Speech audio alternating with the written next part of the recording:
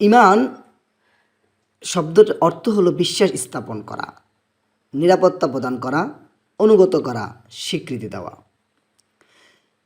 In terms of Sharia, believing in the Prophet Muhammad sallallahu alaihi wasallam with all that he has brought from God is called faith.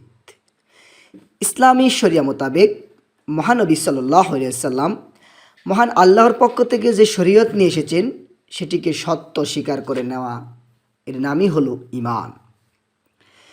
এই ঈমান নিয়ে আজকে আমাদের প্রোগ্রামে আলোচনায় আমি প্রথমে উল্লেখ করব সহিহ মুসলিমের 1 নম্বর খণ্ডের 1 নম্বর হাদিস, যে হাদিসটিকে হাদিসে জিবরিল বলা হয়।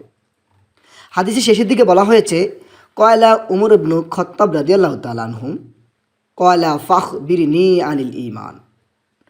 উমর ইবনে খাত্তাব রাদিয়াল্লাহু তাআলা থেকে বর্ণিত, তিনি বলেন, একবার জিবরাইল আলাইহিস সালাম রাসূল সাল্লাল্লাহু আলাইহি ওয়াসাল্লামকে জিজ্ঞাসা করতেছে, রাসূল আপনি বলুন ঈমান কি? কলা আন তুমিনা বিল্লাহি ওয়া মালাইকাতিহি ওয়া কুতুবিহি ওয়া রাসূলিহি ওয়াল ইয়াউমিল আখিরি ওয়া তুমিনা বিকদরি খায়রিহি ওয়া শাররি। তখন রাসূল সাল্লাল্লাহু আলাইহি ওয়াসাল্লাম তাকে বললেন, ঈমান হলো আল্লাহর প্রতি বিশ্বাস স্থাপন, ফেরেশতাদের প্রতি বিশ্বাস স্থাপন, আসমানি কিতাবের প্রতি বিশ্বাস স্থাপন, রাসূলের প্রতি বিশ্বাস স্থাপন এবং কিয়ামত দিবসের প্রতি বিশ্বাস স্থাপন ও তাকদীরের ভালো মন্দর প্রতি বিশ্বাস স্থাপন করা। এই 6টি বিষয়ের প্রতি বিশ্বাস স্থাপন করা। কলা সাদাক্তা, তখন জিবরাইল আলাইহিস সালাম বললেন, আপনি সত্য বলেছেন। এই হাদিস থেকে আমরা বুঝতে পারি ঈমান আনতে হবে এই 6টি বিষয়ের উপর, তাহলে আপনি একজন মুমিন হতে পারবেন। ঈমানের 6টি বিষয়, প্রথমটা হলো আল্লাহর প্রতি ঈমান আনা। আল্লাহর প্রতি ঈমান আনা সম্পর্কে উল্লেখ করা আছে সূরা আল ইমরানের 193 নম্বর আয়াত। বলা হয়েছে, রব্বানা ইন্নানা সামি'না মুনাদিয়ান ইউনাদি লিল ঈমান আন আমিনু বিরাব্বিকুম ফাআমান্না। হে আমাদের প্রতিপালক, একজন আহ্বানকারী আমাদেরকে ঈমানের দিকে আহ্বান করতেছে। সে বলতেছে, তোমরা তোমাদের রবের প্রতি ঈমান আনো। ফাআমান্না, তখন আমরা ঈমান এনেছি। এর থেকে বোঝা যায় আমাদের রবের প্রতি, প্রতিপালক প্রতি, আল্লাহর প্রতি ঈমান আনয়ন করতে হবে। আল্লাহর কোন বিষয়গুলোর প্রতি আমরা ঈমান আনব, আল্লাহর কোন গুণের প্রতি আমরা ঈমান আনব, এ ব্যাপারে আল্লাহ তার নিজের সম্পর্কে চমৎকারভাবে উল্লেখ করেছেন সূরা ইখলাসের 1 থেকে 4 নম্বর আয়াতে বলা হয়েছে, কুল হু আল্লাহু আহাদ আল্লাহুস সামাদ লাম ইয়ালিদ ওয়া লাম ইউলাদ ওয়া লাম ইয়াকুল লাহু কুফুয়ান আহাদ। বলো আল্লাহ, হে রাসূল আপনি বলুন, আল্লাহ এক, অদ্বিতীয়, তার কোনো মুখাফিকি নয়, তিনি কারো মুখাফিকি নন, তিনি কাউকে জন্ম দেননি, কারো থেকে জন্মগ্রহণ করেননি এবং তার সমতুল্য বা সমকক্ষ কেউ নেই। এই 4 লাইনের সংজ্ঞা এমন একটি সংজ্ঞা যেটা শুধুমাত্র আল্লাহর জন্যই যত প্রযোজ্য। আমাদের পৃথিবীতে অনেক মানুষ নিজেকে খোদা দাবি করেছে, ভগবান রজনীশও তাদের মধ্যে একজন। যারা খোদা দাবি করেছে তাদেরকে যদি এই 4 লাইনের সংজ্ঞা দ্বারা আপনি পরীক্ষা করেন, কিয়ামত পর্যন্ত কেউ পাশ করতে পারবে না, শুধুমাত্র আল্লাহ ব্যতীত।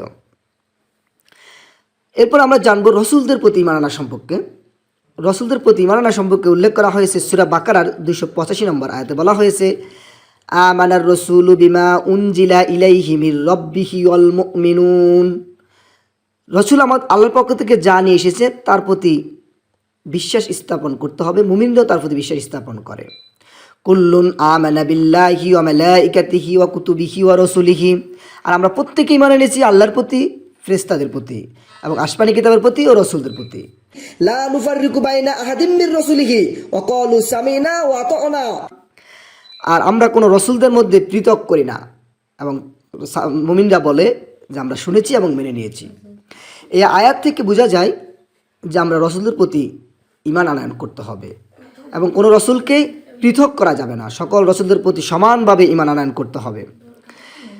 এরপরে 3 নম্বরে আসি, আসমানি কিতাবের প্রতি ঈমান আনা। আসমানি কিতাব কি?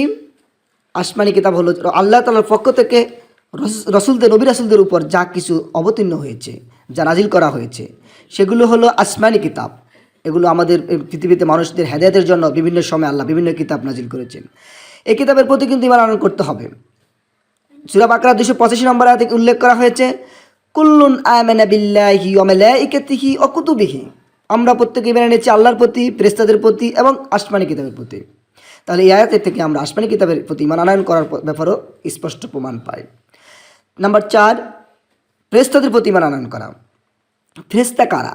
ফেরেশতা হলো এমন এক সৃষ্টি আল্লাহর, যারা সর্বদাই আল্লাহর নির্দেশ পালন করে চলে।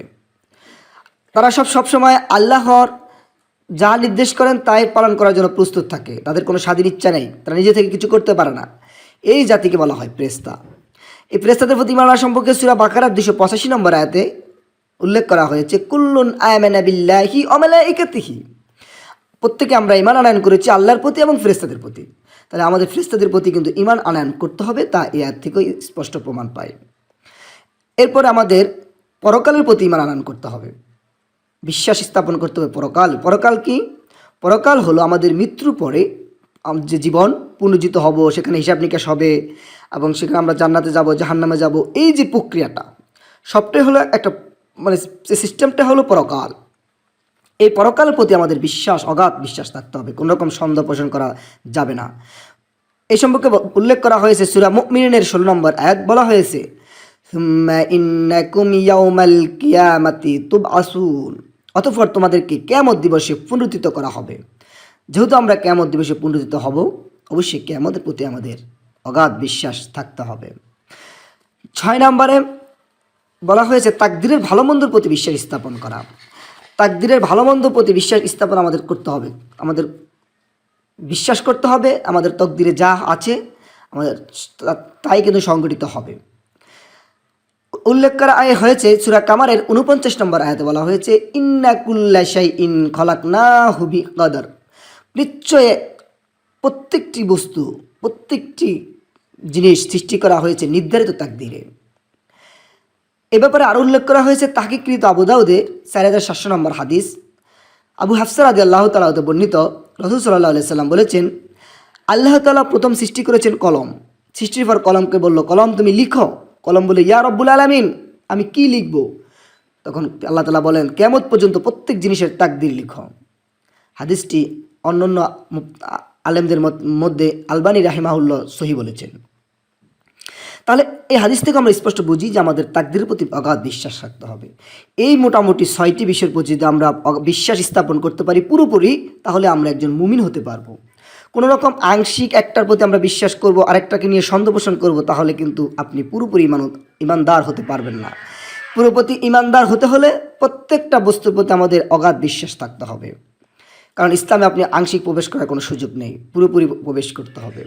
বলা হয়েছে সূরা বাকারার 208 নম্বর আয়াতে, ইয়া আইয়ুহাল্লাযীনা আমানু দুখুলু ফিস-সিলমি কাফা ওয়া লা তাত্তাবিউ খুতুওয়াতিশ শাইতান ইন্নাহু লাকুম আদুউম মুবিন। ইয়া আইয়ুহাল্লাযীনা আমানু, হে ঈমানদারগণ, আমানু দুখুলু ফিস-সিলমি কাফা, তোমরা ইসলামে পরিপূর্ণ প্রবেশ করো এবং তোমরা শয়তানকে অনুসরণ করো না, নিশ্চয় তিনি তোমাদের প্রকাশ্য শত্রু। তাহলে আমাদের ইসলামে পরিপূর্ণ প্রবেশ করতে হবে। আংশিক প্রবেশ করার কোনো সুযোগ আছে? কোনো সুযোগ নেই।